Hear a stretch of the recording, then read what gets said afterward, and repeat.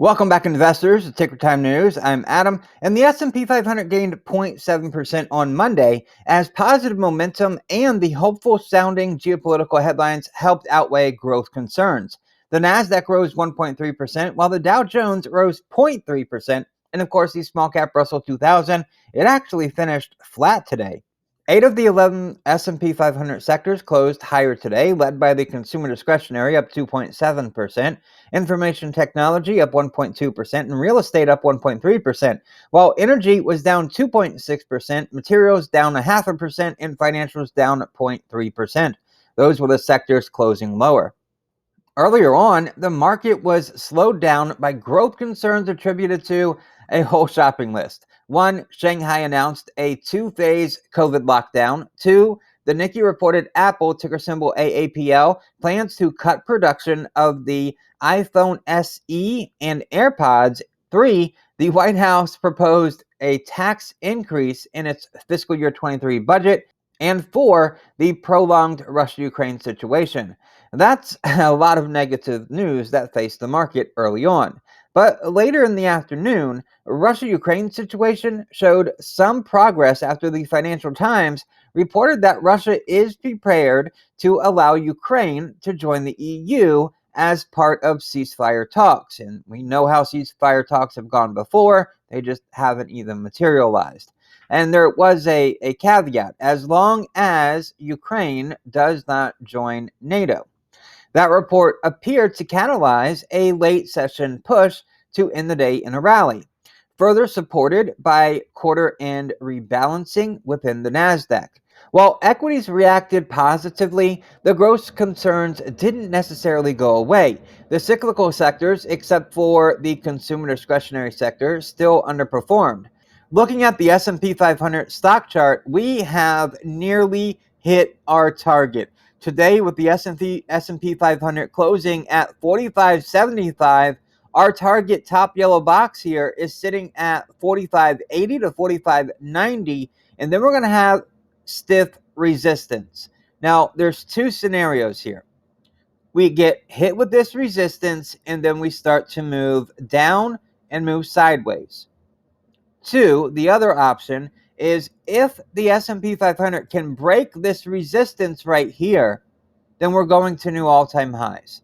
Now, right now, volume is heading lower. If we look at where volume was right here, look at this, it is going down, okay? So we can see that downtrend. Now, on the relative strength index, we have reached a peak and we have been moving sideways, right? Now, if we go to the money flow index, the money flow is still moving in an uptrend. So we've got 3 different indicators moving in 3 different directions. It just goes to show how the market has no clue what it wants to do, right? So volume is going down, RSI is flattening out, and money flows are going up. Now, with today's momentum, we ended the day. I'm going to go and switch to a 5-minute chart here to show you daily action. We ended today at a high, right?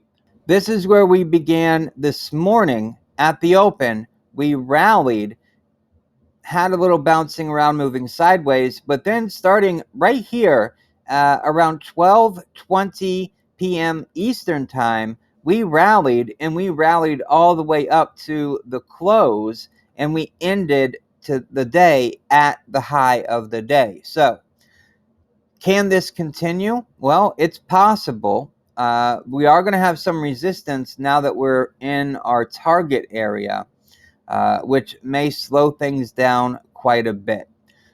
Going and looking at the Nasdaq, the ticker symbol on TradingView, and there is a link in the description to TradingView for a free account.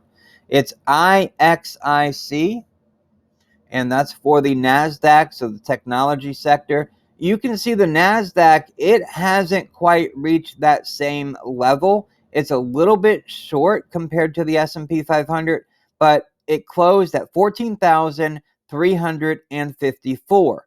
And our target area is sitting right at 14,495 to 14,500. That's our target for the Nasdaq. So the Nasdaq could still have another solid gain, or another daily gain that's nice and solid, like today, 1.3%, and we'd end up being there. But the Nasdaq's already there. It's in that range. So we've got the same thing happening here, where the RSI has flattened, and you can see that here. And the money flows, they haven't really been accelerating like they have been on the Nasdaq, but they are still moving in an uptrend, just not at an accelerated pace like you would see with the S&P 500. Now, if we go look at the 5-minute view on the Nasdaq, you can see the same type of action occurred here.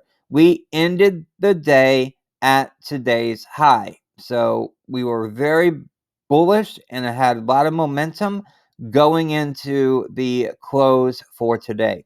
Now, if we go look at the Dow Jones, the ticker symbol is DJI. And that's the Dow Jones Industrial Average. And you can see here for the Dow Jones, we had a resistance area just like we had this same purple line here on the S&P 500. It broke through that, and it's really been using its 200-day moving average as resistance, and keeping it back. Well, point wise and where it could go, the big resistance is up here at 35,590 to 35,600. That's where big resistance is. And it's at 35,955 right now. So getting there, we've got to first break through this resistance on the 200-day moving average for the Dow Jones. So it's just, barely moving because of that. And if we look at the RSI, it's kind of gone down a little bit. And money flows too, they have really flattened out here on the chart. So that's the Dow Jones, the Nasdaq, and the S&P 500. If we look at oil on the chart here, it has really stalled. WTI Crude futures, they fell 6.5% today, down to $106 a barrel. And of course, the Treasury yield that's on everyone's mind, it's still flattened. Okay, on the chart here, we have the 10-year minus the 2-year showing how far apart we are to that yield curve flattening. We are 0.13 away, 0.13 away from the yield curve flattening, the 10-year minus the 2-year. So today, the 2-year yield rose 5 basis points to 2.34%, while the 10-year yield decreased 2 basis points to 2.48%. So we are literally 0.13 away from that yield curve flattening out and possibly even inverting on us here real soon. Now, shares of Tesla, ticker symbol TSLA, on the stock chart here. Tesla jumped 8% today after the company said on Twitter that it will ask shareholders to vote at this year's annual meeting to authorize additional shares for a stock split. Yeah, another stock split, another stock split has just sent Tesla roaring. Look at that big gap up here for today on the daily chart. That is just incredible. And they're up another 0.2% in after hours. So really good. Now, I'll have a video coming out soon going into more detail about this possible stock split and what it means, coming out really soon for Tesla. Also, on Tesla, I want to get this out there. Bloomberg reported that Tesla will suspend production at its Shanghai plant due to coronavirus restrictions. So I thought that was pretty interesting. And of course, last week, Berlin, Gigafactory Berlin in Germany was opened, and that's real exciting for Tesla too. Tesla has just been on a run, almost up to $1,100 a share again, almost there. I think it can get there pretty quick. Okay, Bitcoin, BTC USD on TradingView, and there is a link in the description for a free account to TradingView, and I use Coinbase for the data here. Bitcoin has been on fire. It has it has jumped the shark, to say, because it broke out way before, not too way before, but a few days before it reached my target here for Bitcoin, and that's really good. That is a great sign. So if we look at the 200-day moving average, we can see that Bitcoin tapped that today, and that 200-day moving average right now is at 48,289, and we're at 47,509 right now. So 48,289 is acting as resistance right now, and that's right here, and that's the 200-day moving average acting as resistance for Bitcoin right now. The candle wick goes right up to it, touches it nearly perfectly, and then pulls back some for the day. So it's up 1.4% on the day, but you can see since March 14th, Bitcoin has just been on a nice rally, and it's actually rallied 27% since March the 14th, putting Bitcoin actually in the positive for the year. Bitcoin is up 2.8% right now, year to date. And it's actually, if you look at the major indices and Ethereum, Bitcoin is the only one in positive territory year to date. And speaking of Ethereum, let's hop over and look at Ethereum. ETHUSD for Ethereum there. Ethereum has been performing really well since March 14th as well. If we go back and look, that was right here on the chart, and it has been rallying even harder than Bitcoin. Remember, Bitcoin from this March 14th area, it had rallied up to 27%, but Ethereum's actually rallied 37% since March the 14th.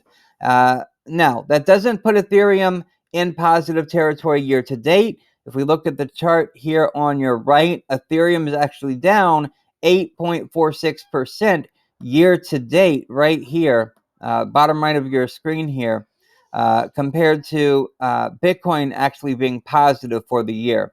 In Ethereum, it almost tapped its 200-day moving average up here today as well, and that would have acted as resistance for Ethereum if it tapped it as well. Maybe tomorrow it gets there or not. But we also got a sell signal flashed for Ethereum right here. Money flows are way out of range. And typically when that happens, we'll get a pullback in price. So I do expect a pullback here for Ethereum and Bitcoin. And at the very least, if we don't get a little pullback, a couple red days, then we'll just move sideways, because I think this 200-day moving average is definitely going to act as resistance for Ethereum, just like it did for Bitcoin. And right now, that 200-day moving average is at 34.88. We're at 33.81 right this second. All right, here's where we stand year to date for the indices. The Dow Jones is down 3.8% year to date. The S&P 500 down 4% year to date. Russell 2000 down 7.5% year to date. And the good old Nasdaq is down 8.3% year to date. If you like this video, make sure to smash that like button, share this video, and beat the market with us by clicking the first link in the description. And if it's your first time watching, click subscribe. For Ticker Time News, I'm Adam. Thank you so very much for watching, and I'll see you in the next video.